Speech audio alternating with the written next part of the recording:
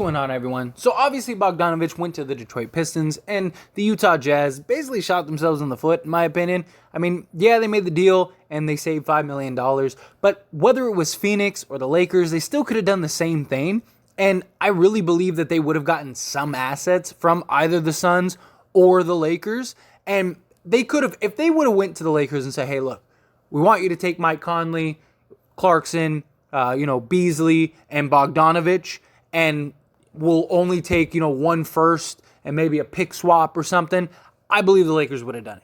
I do. I think the Lakers would have gotten the deal done a while ago, but instead, they decided to trade him to Detroit Pistons for a bag of peanuts, just to save $5 million, which, they needed to save the money, but now they have a whole new can of worms because now they got to waive 3 guys or try to unload 3 guys. I just don't see it really working out for them. But the reason I wanted to bring this up and talk about this again is because of the Jazz Notes recently posted this. So you had John Gambadoro, sorry, I probably butchered that, but talks with the Suns and Jazz broke down over Bojan Bogdanovich when Phoenix wanted Utah to add young power forward Jarred Vanderbilt to the package. And then they responded, same reason, talks broke down with the Lakers. Jazz are keeping Vanderbilt. This is something that has been talked about for quite some time. Even like a month ago, all the talks with the Lakers and the Jazz was centered around Vanderbilt. That the Jazz didn't want to give up Vanderbilt. The Lakers wanted Vanderbilt, and that was kind of where they were at a standstill. It appears that the Phoenix Suns felt the same way, that they wanted Vanderbilt. Vanderbilt was the real prize here. 6'9" wing, play multiple positions, young, athletic, energetic, everything you need. So it makes a lot of sense that teams would want Vanderbilt. And the Utah Jazz, they just had this ridiculous asking price for all of their players. And clearly, they weren't worth that. And here's my biggest problem. If Utah did the deal that they did with the Pistons for, say, Jordan Clarkson. Say they traded Jordan Clarkson, got those pieces back. Okay, cool. That would have made sense, right? Let's say it was just Kelly Olynyk or whatever. They did a deal, moved off of Clarkson, freed up some cap space, something like that, right? Okay, cool. That would have made a ton of sense. I would have been like, all right, but you traded your best asset outside of this guy right here in Jarred Vanderbilt for nothing. So you basically just, screwed the pooch on what you could value these players. And I really think the Phoenix Suns and the Lakers would have given something for him, especially Phoenix. Phoenix is really trying to, one, change the narrative around their organization. 2, you could have saved the money by taking on, say, Crowder and Saric or something like that. And you could have worked out a deal to make it happen to where you would have traded it. I think you would have gotten more from the Phoenix Suns. But how much did the Phoenix Suns want Jarred Vanderbilt? The Lakers, we know that was basically the driving point. They didn't want to give up picks. The Utah Jazz wanted picks. And the Lakers were like, if you want picks, then we want Jarred Vanderbilt. We're not giving you picks to take on salary, to do all this stuff, when the only player we really want is Bogdanovich. So if we're going to take all these other guys, we want a player that outside of Bogdanovich that we want. And that was kind of the thing. And that looks like kind of what the Phoenix Suns were trying to leverage. Because again, the Utah Jazz, this is what I was talking about. They didn't have leverage. You had all the Utah fans and everybody saying, oh, they have this, that, and the other. They just proved they had no leverage because they just gave Bojan away for nothing. They gave him away. Bogdanovich was traded for a bag of chips for $5 million, essentially. For $5 million in cap relief is what he was traded for. No assets, no nothing. So they didn't have leverage because all of these teams that were interested in Bogdanovich all knew that the Utah Jazz has to unload guys. They have to get rid of guys. And so none of these teams were willing to give guys up, and the Utah Jazz didn't want to take on long-term salary. So you don't want to take on long-term salary. You want us to give you a first-round pick, but you don't want to give any good assets. That makes no sense. So you had teams like the Lakers. You had teams like the Suns saying, okay, well, we'll do that, because the Suns had guys that were expiring. You want to save money. You want a first-round draft pick. We want Vanderbilt. And the Lakers were doing the same thing. You want us to take on Mike Conley and those things. You want a pick. You want all this stuff. Well, then we want Vanderbilt. and Utah was not willing to give up Vanderbilt. And now you got rid of your best trade asset, and you're likely going to still keep Vanderbilt, which is fine. I understand why Utah wants to keep Vanderbilt, but it's just they're asking, and their demands and everything were just way too high, way too ridiculous, and it was shown. They proved it. They proved that nobody was interested in what they were trying to sell because they gave away their best asset outside of Vanderbilt and maybe Beasley. But I think more people value Bogdanovich over Beasley just because of what Bogdanovich has been able to prove and what he's able to do in this league. You traded him away for nothing. And congrats again to the Detroit Pistons. I mean, they got an absolute steal for nothing. And worst case, they got a great trade chip. So even if they want to move off of Bogdanovich or they want to do that, they still have an excellent trade chip. So this was huge for the Detroit Pistons. But Vanderbilt was the prize. If they had to make a decision. Now, very likely, Utah's going to have to just waive guys, which means they're just burning money for nothing when they could have gotten something. And that's my biggest thing. Lakers especially. I really believe the Lakers would have given up something. A pick swap, which if you believe the 27 and you believe the 29th pick were potential lottery picks, then you got to believe the 28th was a lottery pick. So very likely they would have done a pick swap. You probably would have gotten a couple seconds. You would have gotten something for these guys. And instead you got nothing.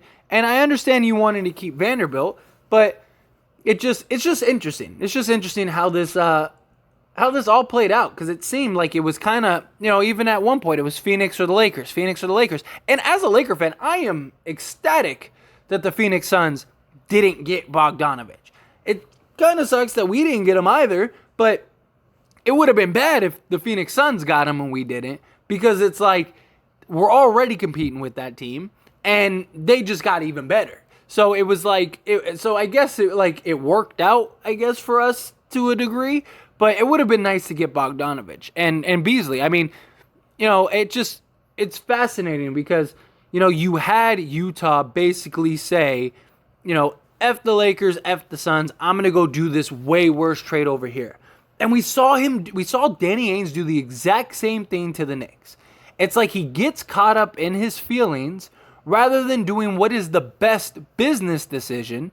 He gets caught up in his feelings and his emotions and gets all upset and then just takes a lesser deal. It makes no sense to me. That's not good business. And I'm not even talking about the Lakers. Take the Lakers out of it. You should have traded him to the Phoenix Suns. If you didn't want to do the Lakers deal, you should have traded him to the Phoenix Suns, because you could have gotten the same thing. You could have gotten your cap relief, and the Phoenix Suns probably would have given up a first or some pick, because their first isn't worth a ton. But at least you would have gotten something. You could have done the exact same deal with the Phoenix Suns that you did with the Detroit Pistons and gotten a first-round pick in the deal. They wanted Vanderbilt. The problem is we don't know all the ins and outs of the deal, right? But I imagine the reason that the Phoenix Suns wanted Vanderbilt is because they didn't want them to take on any crazy salaries or long-term deals or anything. They wanted they probably wanted to fleece the Suns, and the Suns were like, look, if we'll do this, but we want Vanderbilt too. They probably wanted a couple seconds or a couple firsts and a couple seconds. Probably wanted a bunch of stuff like they wanted from the Lakers. And the Suns were like, okay, but we want Vanderbilt. And they were like, you're not getting Vanderbilt. And it's like, well, then you're not getting anything. And it's like, if you would have just came down off your ass, you could have kept Vanderbilt. I don't believe the Phoenix Suns would have turned down Bogdanovich if it was a reasonable deal. Especially with all the Jay Crowder stuff going on right now and all the drama around that. And Jay Crowder posting, on Twitter that he's not going to training camp and then immediately deletes it and all this just crazy drama. There is no way that I see the Phoenix Suns not taking Bogdanovich if they could have, even giving up a first. I think they would have. Just because I think they would have known Bogdanovich would have made them better. And it would have. He would have made them better. And from a Lakers standpoint, I don't believe the Lakers, if the deal was reasonable, I truly believe the Lakers would have made it.